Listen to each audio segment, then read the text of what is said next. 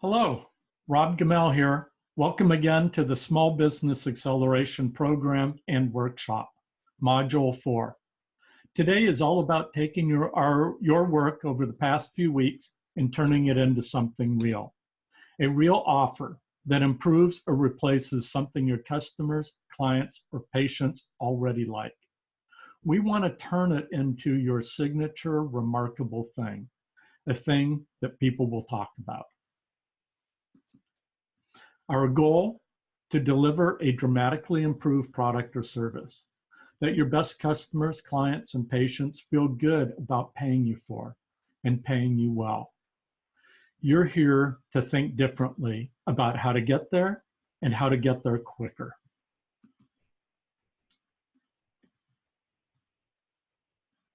So today, we're putting our thinking caps back on, or our pyramid caps, and developing a draft version of your marketing plan and initial materials. These are the ones you'll use to introduce your offer. It'll be built on the foundation work we did with the pyramid exercises, and then following those, the message platforms that you've all completed. Again, why are we here? To think differently. That will result in getting better results and building your business. So today we want to be crafting your remarkable offer.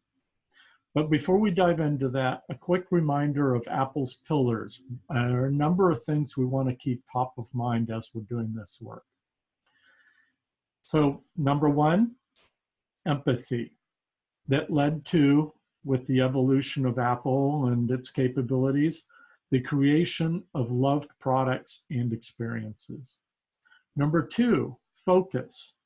In our complex world, it's even more relevant than ever to keep it simple. Please keep it simple, right?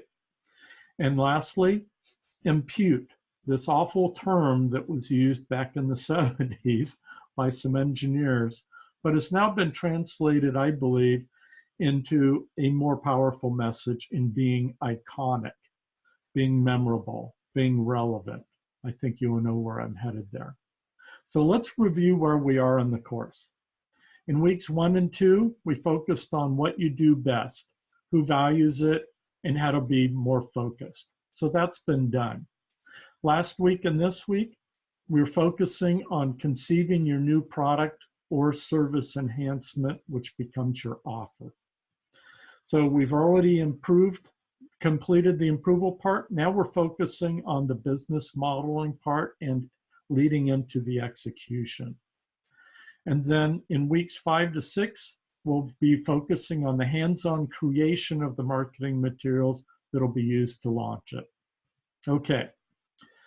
Today, we'll be reviewing first the message platform, then how parts of it will be used to develop your marketing plan, how to make it as simple as possible, preparing for its execution and delivery, how you'll script the selling of it, and how you'll announce and introduce it. Okay? So let's review the thinking behind the message platform.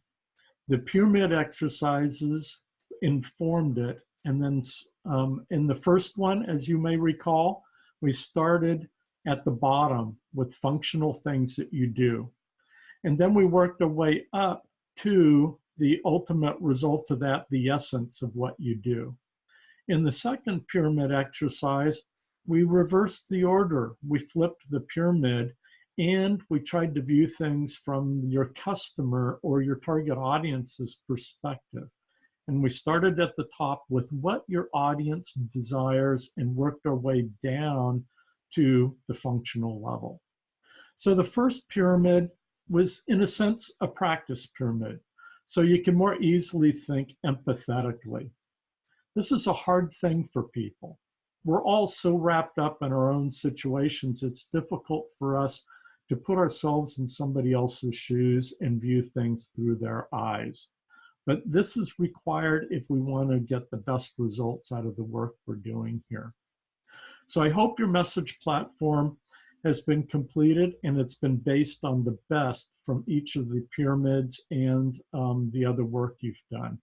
because this will be the foundation for your marketing and sales stories and validating them. So let's begin here with this hypothetical case of the real estate agent. So we're starting at the top here with his or her vision for what they want to be able to deliver, or what they dream of being able to deliver for their clients at some point in the future. In this case, the dream home, effortlessly bought. But that's not achievable or doable right now. So the more realistic, down-to-earth, and present-day promise of what they can do, they're defining as personal home matchmaking. They're calling themselves a personal home matchmaker.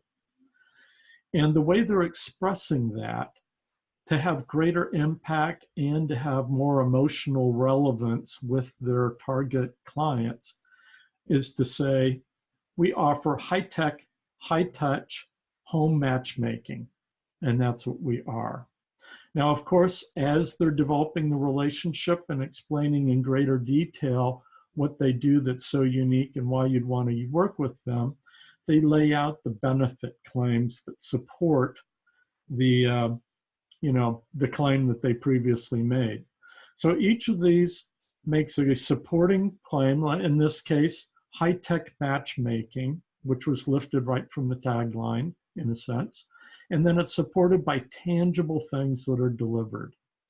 The second one might be high-touch matchmaking, also supported by real things that are delivered. And then the third would kind of drive it home with the key thing that a lot of people are looking for help with, and that is negotiating the deal. And now we're adding validation to the credentials of this real estate agent's ability to negotiate the best possible deal for their client. Okay? All right, so that's an example of a pretty powerful message platform. But it takes more than that, right? Now that we're thinking about communication, we want to think about how to make it memorable. What are the techniques for doing that? Is it about making it attractive, better looking, that type of thing? Or is it about making it new, being new, the coolest new thing happening? Or being different? Is it all about being different, or maybe being different and being the best because of that? Or for some people, it's about integrating some controversy in it. Gets good press, and sometimes it can be relevant. Sometimes there's a downside to it too, right? Good things to keep in mind. Well, it can be any one of those things. But when more than one of them are combined, like Scott Adams' Venn diagrams and his way of thinking about being better than 75% of the competitors out there, if you can combine more of them and do it on a continuing basis, you've got a good shot at becoming iconic, as long as you can make that last, right? Plus, it represents the best of what's available in whatever pond you're operating in, whether it's, your local neighborhood, your city, the valley you happen to operate in, region, state, or the nation, or maybe subcategories or segments. Whatever it might be, being iconic will be a powerful way of standing apart from others. So I'd like you to do a thought exercise here. I'd like you to close your eyes while I recite some iconic products, services, and people. The first one, Coca-Cola. When I mention this, a bunch of things come to mind, right? There's the color of Coca-Cola. There's the special type and script treatments. Maybe the packaging and the bottles, cans, that type of thing. What about some of the events that it's used at or people it's consumed with? The advertising that you see on TV, in baseball stadiums, and elsewhere, as well as the sounds that might be associated with it. The whole collection of impressions that make this rich sensory experience come to mind, right? Each one of you probably have similar ones. So let's recite some others. So Oprah, a wonderful broadcaster who does an excellent job of expressing empathy with her audience and participants in her shows. Southwest Airlines, a low-budget airline that has a sense of humor and sticks up for its employees. And it gets us pretty efficiently to where we want to go without an awful lot of hassle. Another, Mondavi, one of the pillars of the Napa Valley and turning Northern California into the success story it is in the wine business. Another, here's GoPro, the very professional and affordable video cameras that sports fans can take anywhere, and athletes. How about the Beatles? So rich with music, but all these other associations that go along with their personalities, things they did, the era they made so much history in. When I mentioned Transamerica, what do you think of? Insurance or a building, a landmark in one of our favorite cities, right? And then, of course, Kate Spade, known for a number of things, purses, creating her own style, having a unique look, looking like the girl next door who was also a fashion icon. And sadly, her recent death. So a bunch of things come to mind, okay? All of these things mentioned here, though, are iconic. They stand out uniquely in whatever field they happen to be in. So today, each of you should have received a worksheet from me in your email. And this document is your next assignment. So the first task in that assignment will be naming your improved or new offer. And we want to start thinking about these in a way of making them as memorable as possible, setting the stage for becoming iconic, right? So let's go through some iconic names. When Richard Branson started representing some rock and punk rock artists in London, he wanted to name his business something that everybody would be attracted to and nobody would forget.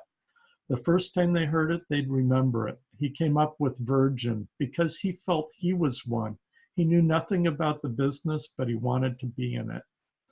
That evolved to a record label that became record stores, colas, lots of other products, and eventually airlines, and now a mission to take people to space, okay? Who would have ever envisioned that? Another great one is Beats, founded by Dr. Dre and Jimmy Iovine. Instead of producing sneakers, which is what so many hip hop artists wanted to do, they focused on speakers. Speakers, not sneakers, was how Jimmy convinced Dr. Dre to come up to focus on it. And they named it Beats. What a great, relevant, instantly memorable, and ownable name.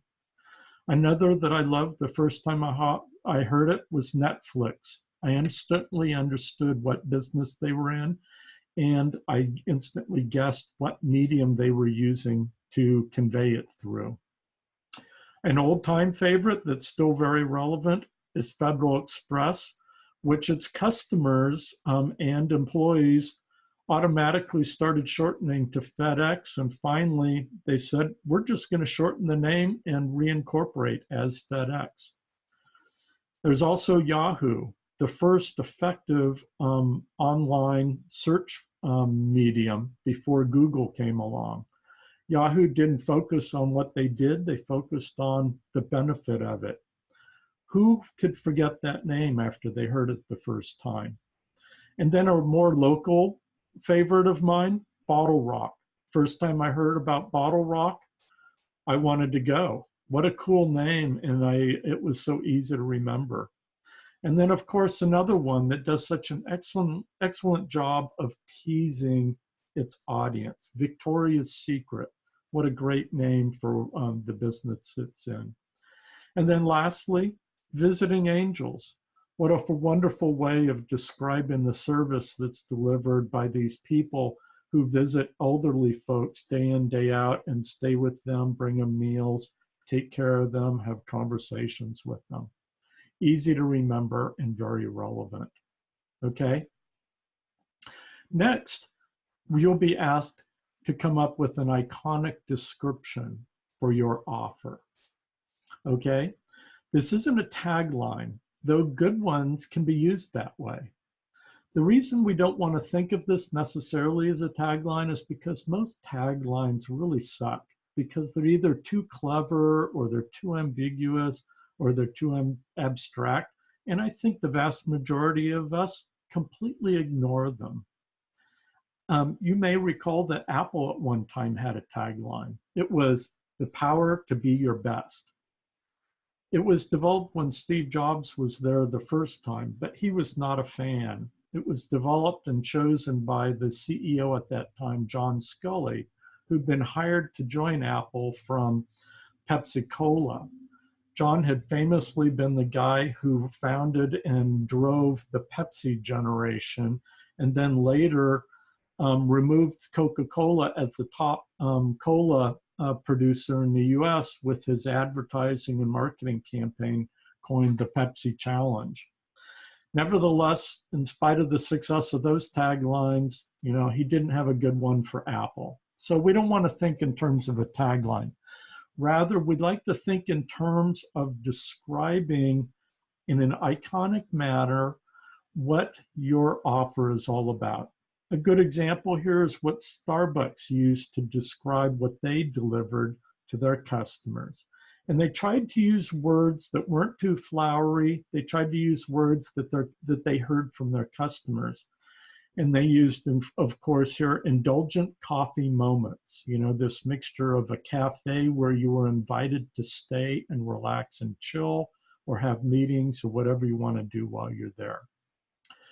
Now, Apple never used this expression as a tagline, but Steve Jobs was famous for saying initially, Apple produces the computer for the rest of us, or the printer for the rest of us, or XYZ device for the rest of us. Whatever it might have been, he just loved that expression, and it became kind of a mantra, a great description of what Apple did iconically.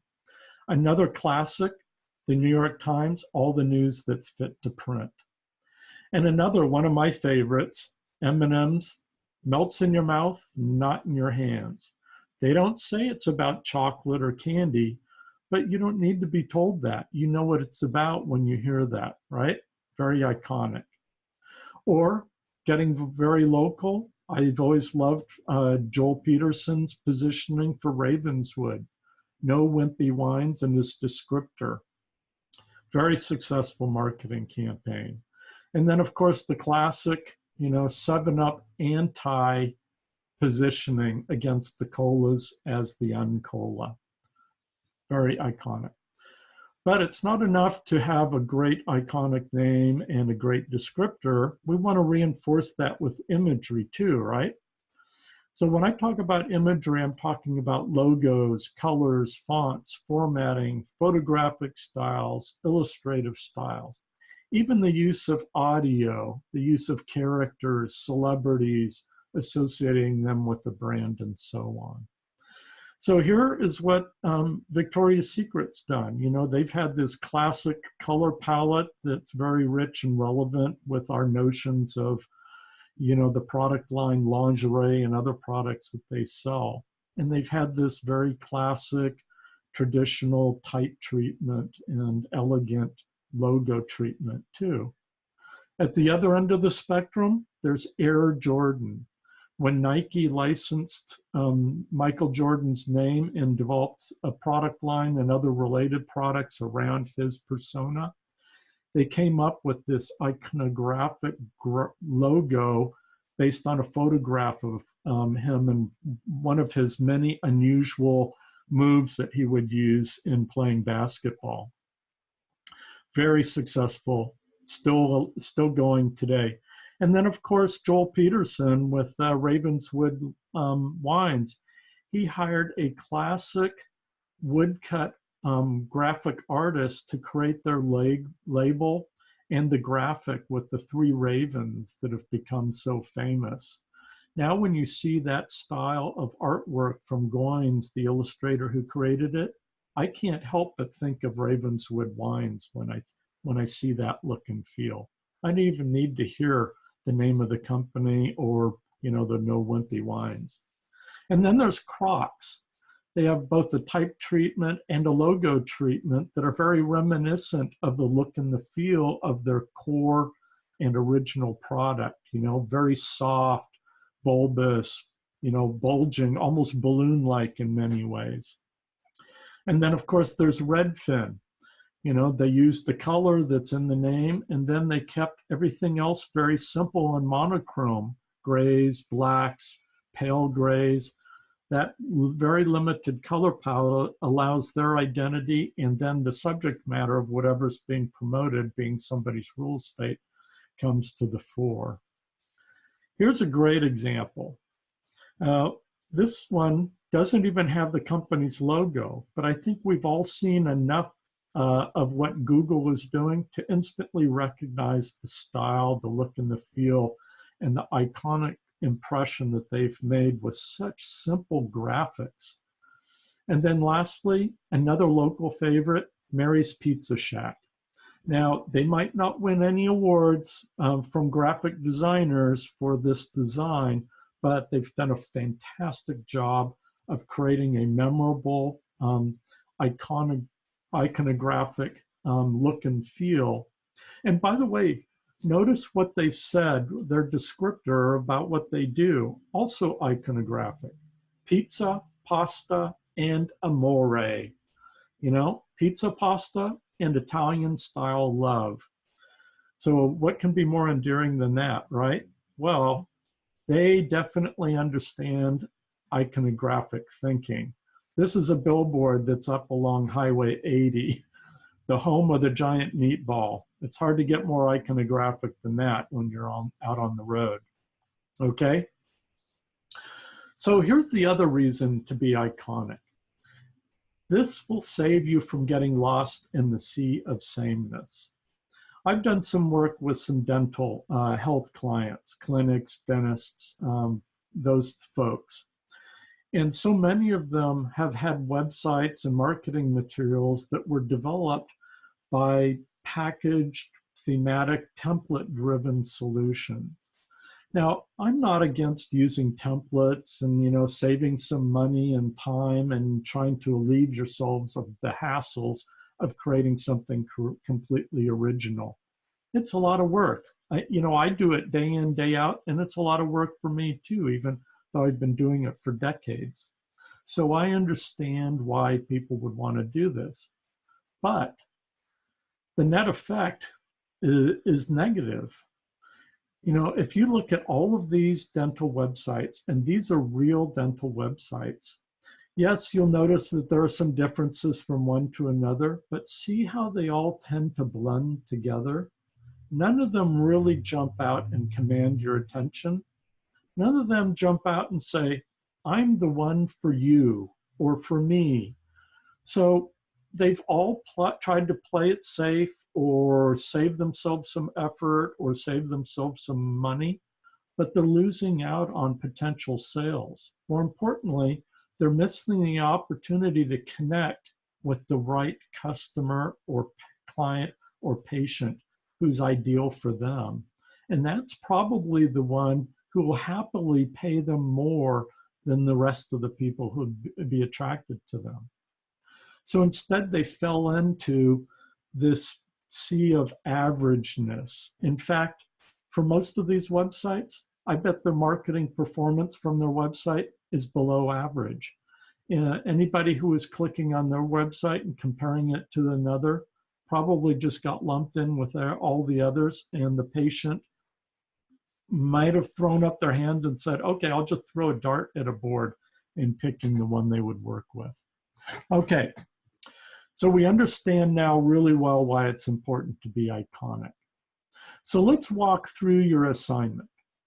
By the way, we'll be referencing a hypothetical offer for, of all businesses, a dental practice. One which is mostly a service. And what we're going to do here is walk you through the offer that they might have been creating. Now, this is a hypothetical one for demonstration purposes. So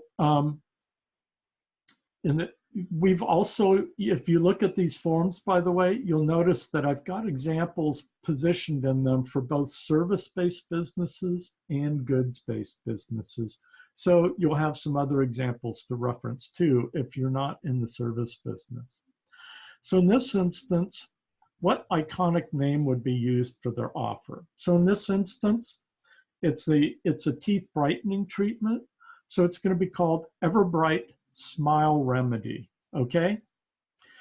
What kind of iconic description would we give it? Well, we want to call it the 2-minute, 2-month dental brightening treatment. And then what iconic imagery will be used along with it? Well, in this instance, we want to use photos of patients smiling in a mirror, and then they were also within the same image will be an icon of a stopwatch and a calendar reminding people of how quick it is to do and how long it lasts, okay? Trying to create something iconographic here. All right. But we also want to think in terms of planning the offer and setting it up so that we can communicate it in addition to the way we're going to be characterizing it iconographically. So in doing the next step, you're going to want to start thinking about your audience. Not all of them, just the best members, the ones that drive your business, right? Are they mostly women of a certain age or circumstances? Or are they mostly men with specific personal or professional needs, or maybe attitudes? Or are they a mixture of both, but with overlapping needs and expectations? So you want to think this through. By the way, anybody spot the movie star here impersonating a young Steve Jobs? That's Ashton Kutcher, if you've spotted him. Okay, we also want to keep in mind this other thing we reviewed last week, the 16 human motivations. These are inspiration for coming up with those things that will really resonate with your target audience, especially the best ones, when you're writing why they love what you will be delivering, okay? So now let's dive into the marketing of it. So you want to keep top of mind. I know there's a lot of stuff to keep top of mind, but it's worth rereading some of your pyramids and looking again at the functional, rational, and emotional reasons behind what you do, okay? I'll just click through these very quickly here. So then you'll want to complete the next part of your worksheet. In this case, again, for the dental practice. So in defining who it's for, in this instance, we've described it as fit and professional men and women aged 30 to 55 who want to look their best. And why people will love it? It's quick, effective, relatively long-lasting, and affordable. So we hit on some really important, effective things, you know, some things that probably came out of the supporting claims. And then what will you deliver? Well, we're going to describe it as a kit with replenishable cream and best results tips that simplifies the tasks and builds confidence in acting on it, putting it to work, right? Okay. Now, we could write a whole bunch of things and we could do a whole bunch of things with your offer, but we want to keep it simple and focus on what's going to be most relevant. And a good way to think about this is to try to think ruthlessly. One of Steve Jobs' signs of genius was his ability to rapidly cut through the noise. It could be a discussion, or he could be reviewing products at a trade show, whatever it was. He could zero in on what was most important to Apple's audiences and objectively reject everything else. I witnessed that happening, and I was always amazed at his ability to do that, especially in a conference room of a lot of arguing people. So one of his favorite artists that we've mentioned previously, Picasso, was known for doing the same thing, starting out with an idea for a piece of art and then reducing it. Here you see a series of etchings that he did of a bull and how he was able over time to simplify it to just the essence of what he wanted to express, reducing it to the simplest thing, just a series of lines. So like Picasso, when Steve returned to Apple in 1997 and became the interim or ICEO, he went through Apple and talked to all the senior execs and teams who were responsible for all the different product lines that Apple was making. And he was confused and dizzy after going through all of these meetings at the wide array of products being produced. He couldn't keep track of the names of all the different products and who they were targeted at and who was responsible for them. It was a confusing mess. So what did he do? He announced that he wanted to make some painful cuts and reduce what they were doing and simplify the business so that they could return to profitability. So here, as you see, just this section of a diagram that was created that lays out Apple's history of products, all of them since it was first started. So here you see 1997 where Steve returned, and the dotted line demarks where he announced he was going to start making cuts. You can see some drastic changes here. In the light yellow area in the middle of the screen, that was Apple's printer line. He completely shut it down. He told the vendors that they were working with, sorry, you guys can continue printing or producing those under your own name. He also beefed up software development, added more of those. But the most important thing he did was simplifying the Macintosh line. If you look to the right, the purple area, the red area, the orange area, and the light orange area, those were 4 different lines of Macintosh computers that were being produced at the time. He couldn't understand why they needed to be doing so many different things. And he stood in front of his executive team and drew on a whiteboard a cross.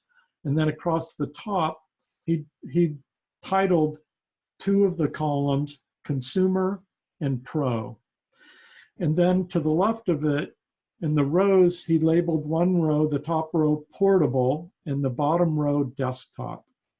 And then he said, okay, we're going to narrow our Macintosh line down to just 4 products. We're going to do a consumer portable called the iBook, or it became called the iBook. We're going to do a professional portable, and that became known as the PowerBook. In the desktop area, they developed a Macintosh that was introduced as the iMac, and then they introduced a new desktop computer called the PowerMac. That was it. Now, they eventually did different variations of each of these products with more power or, one accessory or another added on to it, but only because the customers demanded it, not because some marketing person at Apple thought it would be a really good idea to do a new product. So he practiced some ruthless thinking and simplifying their product line, and it played a key role in returning them to profitability. So in your business, I bet there are hundreds of things you do. You probably can't even list all of them, though I'm going to ask you to. But don't worry, I'm only going to ask you to do this exercise for the ones that are relative to this new product or improved product or service that you want to be your offering. Okay? So I bet you're relieved to hear that we're only focusing on that. So here's a diagram of steps required if you wanted to make a drink, a soda drink for this soda shop that I got this chart from.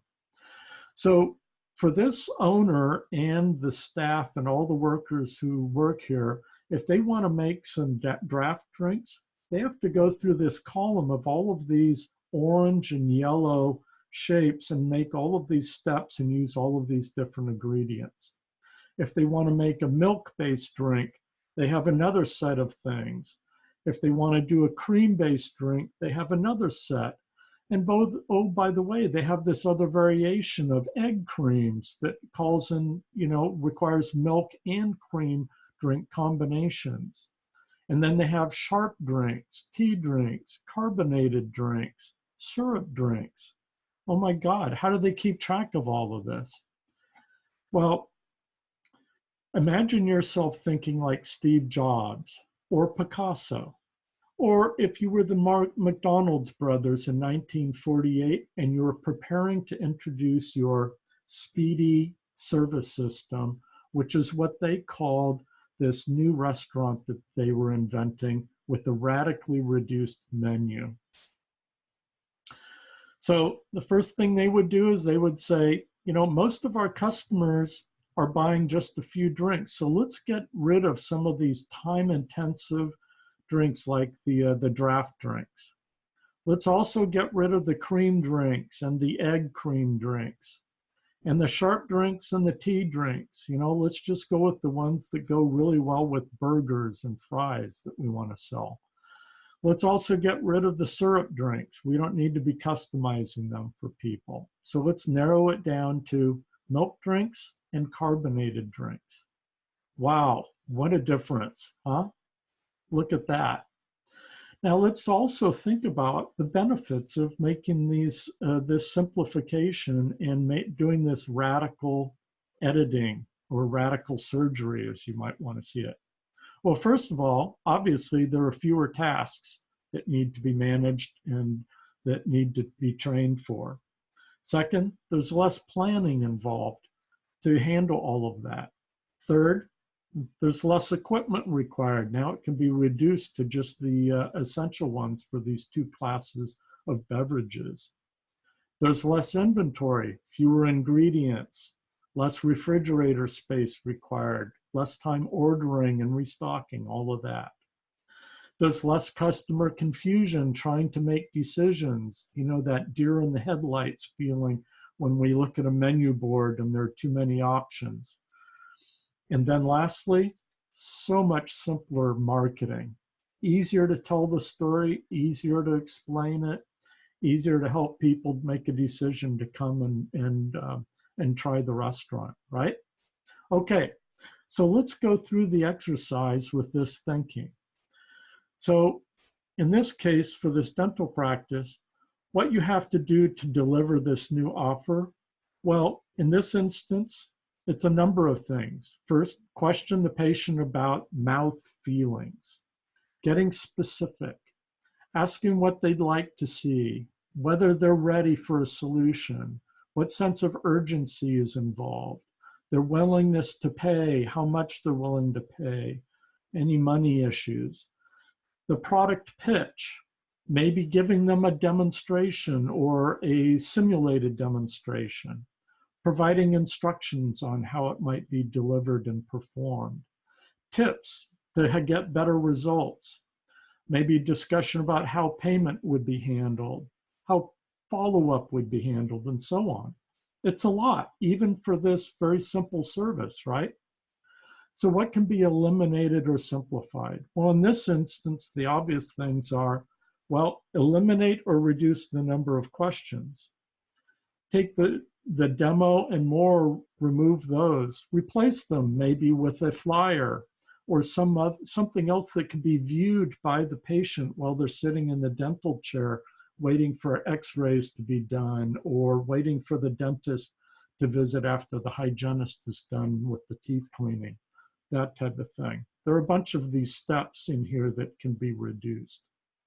So the benefits, well, the most obvious ones here, of course, are fewer things to learn, fewer things to remember to do, and less training required by the staff. which is always time consuming. And then it requires an awful lot of time to reinforce all of that training. So a lot of benefits. Thinking about the benefits of simplifying what you do can reap big benefits for you and provide peace of mind. So the next thing to focus in on is the execution, okay? So thinking about what you're going to be doing differently. Remember getting dinner reservations before OpenTable came along? OpenTable is one of my favorite services. Everywhere I go, I use OpenTable. So remember what it was like? You'd have to make a phone call to the restaurant. Maybe you'd get somebody on the phone. Maybe you wouldn't. You'd have to leave a voicemail. Or more recently, you could email the restaurant and try to get a reservation. Maybe they'd respond quickly, maybe not. Sometimes there'd be no response to any of these attempts. So there was very little trust. And then when you did get a response, how did you know whether they captured that correct? The information correct? I can't tell you how many times in the last few decades I had left a reservation that got mixed up, or either I miscommunicated or they misunderstood. Well, OpenTable came along and they didn't invent anything new. They just took the hassle out of making reservations with restaurants. And they did it for both the benefit of the consumers and for the restaurateurs. So as you're thinking about what your offer will be, try to make it a win-win solution, and be thinking about the executional things involved and how they can be simplified to make people's lives better. Then you'll need to put on your operations hat and describe what's going to be required, because most likely you'll need to remember it yourself and train yourself, and then there'll likely be other people involved too. So pay attention to new equipment that might be required, apps, that type of thing, that requires changes in thinking for you and your staff. You want to make sure they understand how this is going to benefit them too, so that they're willing to make the extra effort required, okay? So in addition, you want to think in terms of costs that might be involved. So the best new or improved offers wouldn't or shouldn't cost much to introduce, especially if you're practicing the MVP, remember, the minimum viable product or service approach. But there will likely be some, at least to invest, at least setting aside some money to invest in doing a little bit of marketing at the beginning. So just to make sure you're not missing anything important, let's think about the different categories where there might be some expenses that you need to consider. There's people, of course. There's time. Time and people equal money, right? There are tools, materials, some investments might be needed there, some training, you might have to pay for some training, some apps you might need to become familiar with and purchase or license to pull it off. Maybe something needs to be done with your facilities to enable this too, so that needs to be considered. Of course, there might be some marketing expenses or a marketing investment you want to make to kick it off and create as much awareness and give it an unfair advantage of succeeding. In certain categories, there will be approvals required. For instance, if you're in financial services, there might be compliance issues. If you're in the restaurant business, for instance, there might be things required there. And then, of course, there's the most obvious one. There might be a little bit of cash outlay required. So you want to make sure that you factored that in and calculated what would be required. So in walking through again the worksheet, in this instance, what different thinking or doing was required? Well, we defined it as a need to integrate soft sales into each dental visit with training and materials plus the follow-up. So that becomes part of the habit of performing this offer and delivering it. Secondly, in terms of tools, techniques, services, learning, or challenges required, soft sales techniques, print materials, how to create and deliver it, the creams, and demonstrate the application so that it really works. And then additional costs that would be involved. Well, in this instance, there's the inventory for the products. Maybe you have to pay for the literature, the flyer that would be required, and then a little bit of staff training time too, okay? Now, we want to start thinking about how you're going to sell your remarkable offer. Remember the proof points from your message platform? For some products and services, you'll need to validate the benefits of whatever you're delivering, and you'll need to do it monetarily.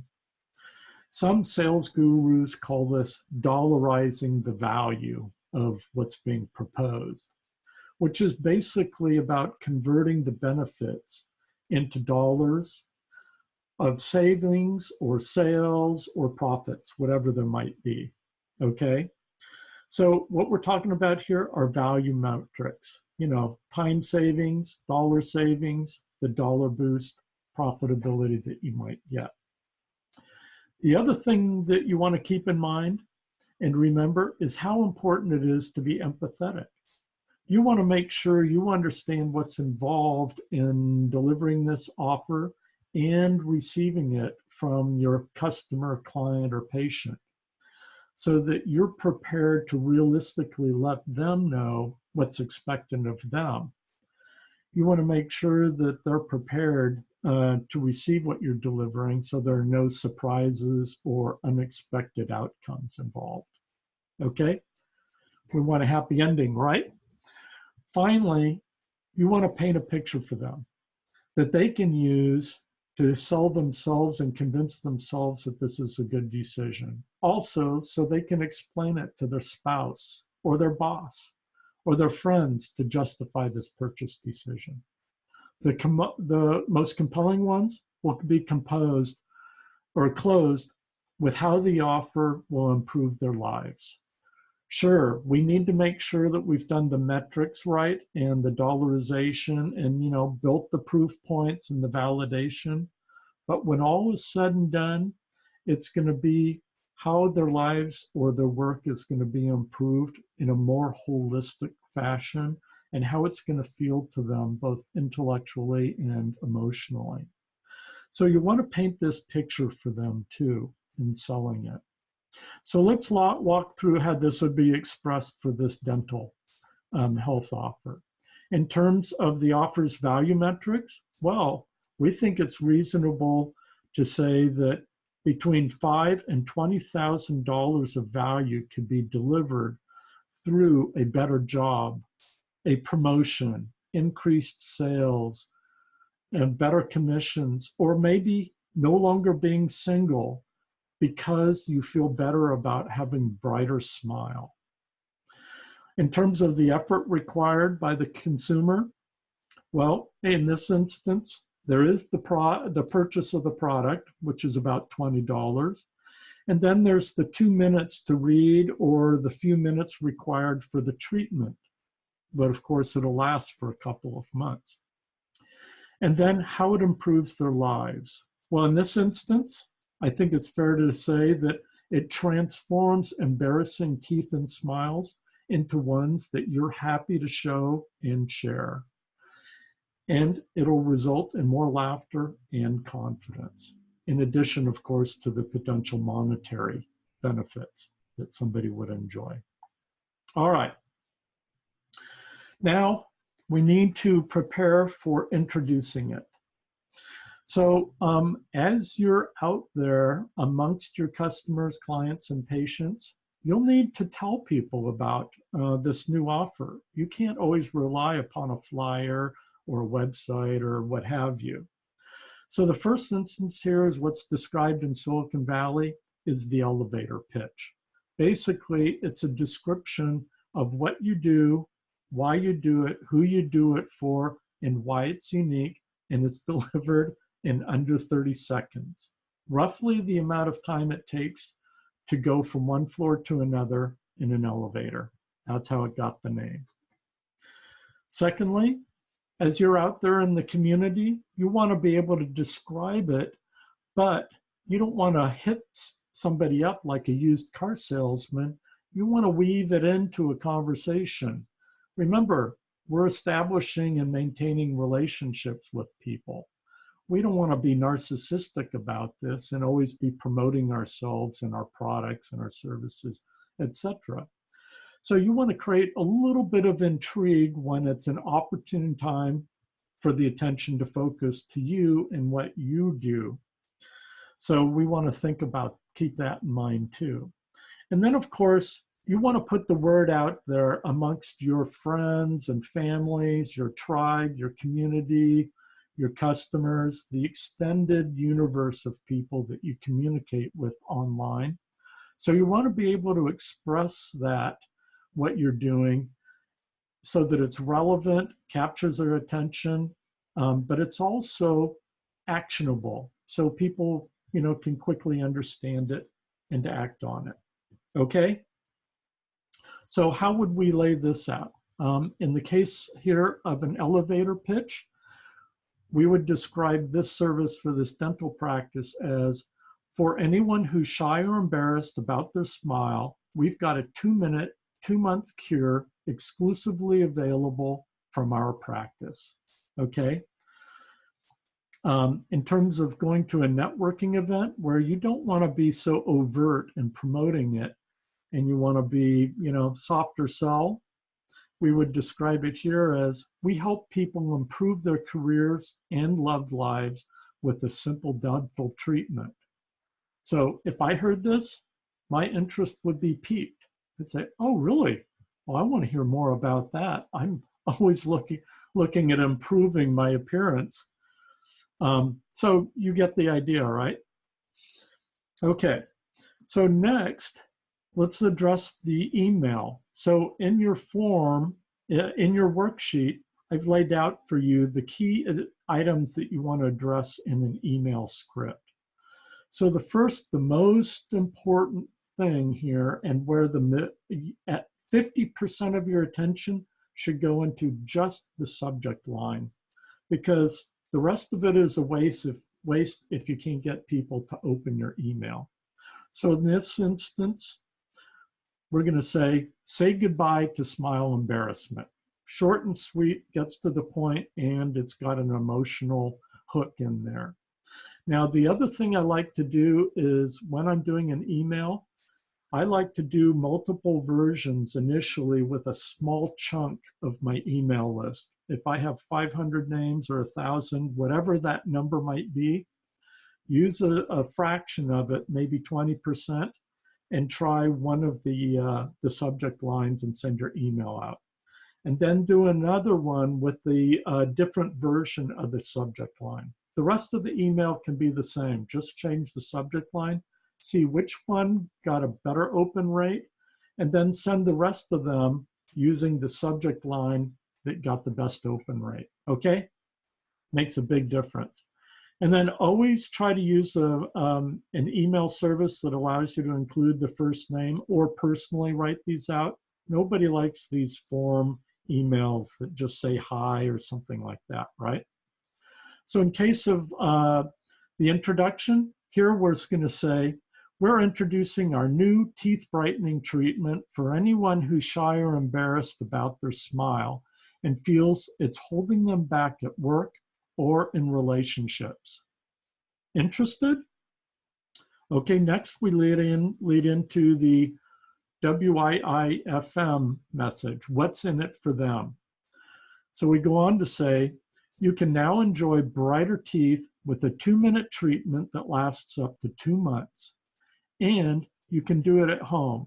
It's only $19.95, which is considerably less than other clinically approved solutions. Now, we want to differentiate ourselves from everybody else. In this instance, the treatment is endorsed by the ADA, and we're the only dental practice to offer it within 30 miles. So if you're into convenience, you want to go to this dentist to get the treatment. Now we want to reference the message platform, and we want to bring out from the list of claims or proof points, the 3 best supporting ones from the list, and use those in bullet form in your email. And then we want to finish off with a call to action. In this instance, we're asking them to click to make an appointment. And of course, there's a link that either goes to the website or the appointment page, or maybe it pops open an email. And then we finish with today to learn more, or call, and we've got the number there. And then it can also make a little bit of a difference by posing a question. Why wait? You know, it'll make a portion of the audience answer that question. I shouldn't. So they'll take action immediately. And then always finish with a thorough signature.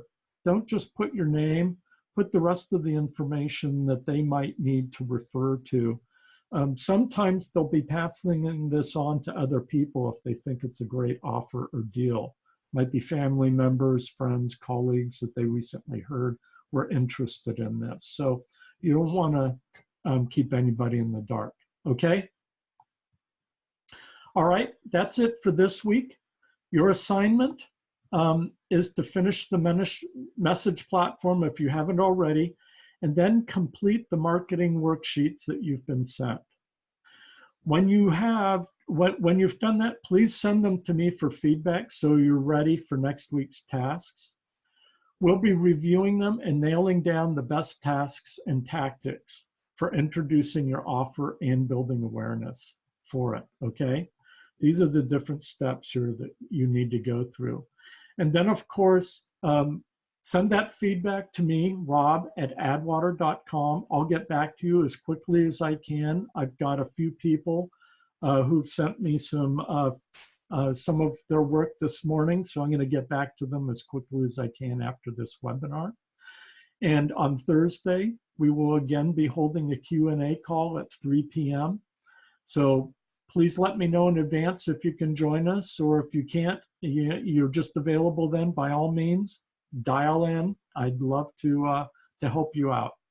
I hope you're already putting some of what you've learned to work, and I wish you a great week until we talk again. Thank you very much. Bye now.